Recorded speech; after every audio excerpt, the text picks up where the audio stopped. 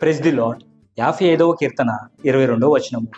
నీ భారము యెహోవా మీద మోపము, ఆయనే నిన్ను ఆదుకొనును. ఇదే మాట 22వ కీర్తన 8వ వచనంలోను, అలాగునే సామెతల గ్రంథము 16వ అధ్యాయము 3వ వచనంలో కూడా వ్రాయబడి ఉన్నది. ఈ లోకంలో జీవిస్తున్న ప్రతి ఒక్కరూ తగిన భారాన్ని మోస్తుంటారు.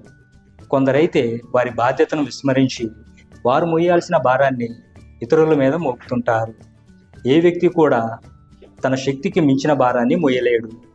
భారాన్ని మోయలేక ఆర్థికంగాను, మానసికంగాను, శారీరకంగాను చితికిపోయిన వారు అనేక మంది ఉన్నారు. కేవలం పనుల భారం మాత్రమే కాదు, పాప భారాన్ని కూడా మానవుడు మోస్తున్నాడు. కొందరైతే వారు చేసిన పాపాలను ఇతరుల మీద మోపుతూ పాప భారాన్ని దించివేసుకున్నాములే అనుకుంటున్నారు.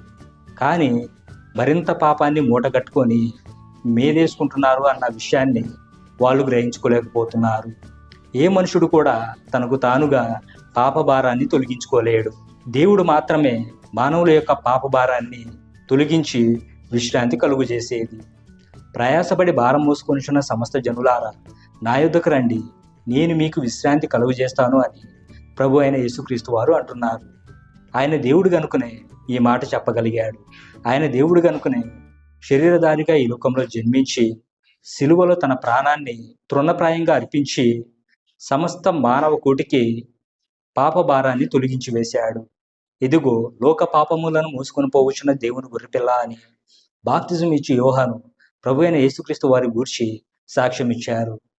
యేసుక్రీస్తు వారు దేవుడు అని వాక్యం స్పష్టంగా తెలియజేస్తుంది. యేసుక్రీస్తు వారు దేవుడు అని యోహాను సాక్ష్యం ఇస్తున్నాడు. ఆమేన్.